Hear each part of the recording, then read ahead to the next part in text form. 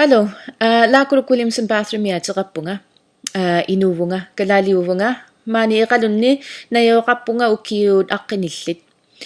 Tullusimaartoqaanga ilaasinnaasunggaana atuarnermut, inuppassuit, pikkunartorpassuit akornaannissaanga.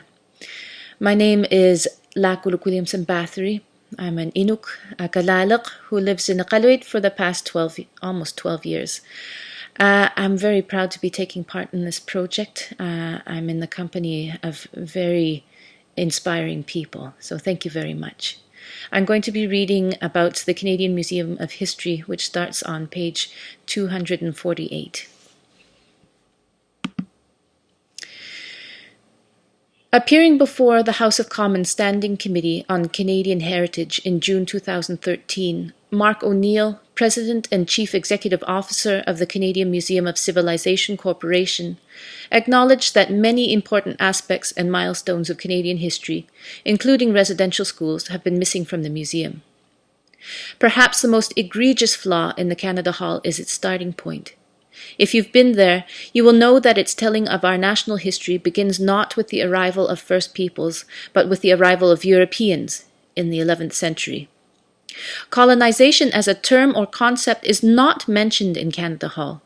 This is something we intend to correct. Canadians made it very clear to us during the public engagement process that the voices and the experiences of First Peoples must have a place in any narrative of Canadian history. Canadians want us to be comprehensive, frank, and fair in our presentation of their history.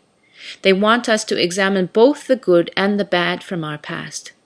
We were urged to foster a sense of national pride without ignoring our failings, mistakes, and controversies. In July 2013, the Canadian Museum of Civilization and its partner, the Canadian War Museum, released a joint research strategy intended to guide the research activities at both institutions until 2023. Memory and commemoration is a key research theme. Objectives include the presentation of competing and contentious historical narratives of Confederation and the two World Wars, and the use of selective commemorations to explore concepts of myth, memory, and nation.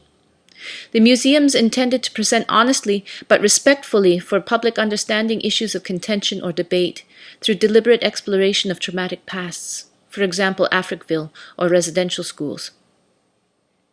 Drawing on research showing that Canadians valued their personal and family connections to history, the Canadian Museum of History said that it intended to explore the realities of contemporary life for Canada's First Peoples, including cultural engagements with modernity, environmental change and globalization, evolving concepts of tradition, political mobilization, and new avenues of social expression, and the impact of rapid change in Canada's north, especially for Inuit.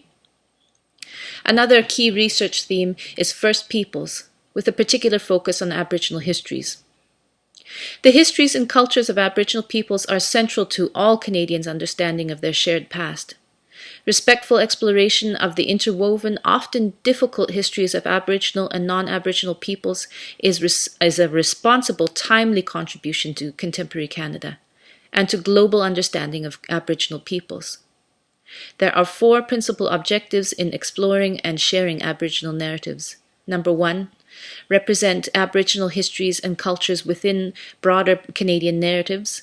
Number 2, explore intercultural engagement and its continuing impacts. Number 3, broaden understanding of Aboriginal history before European contact. And number 4, deepen efforts to support First Peoples stewardship. We are encouraged to note that much of what the museum's research strategy emphasizes is consistent with our own findings.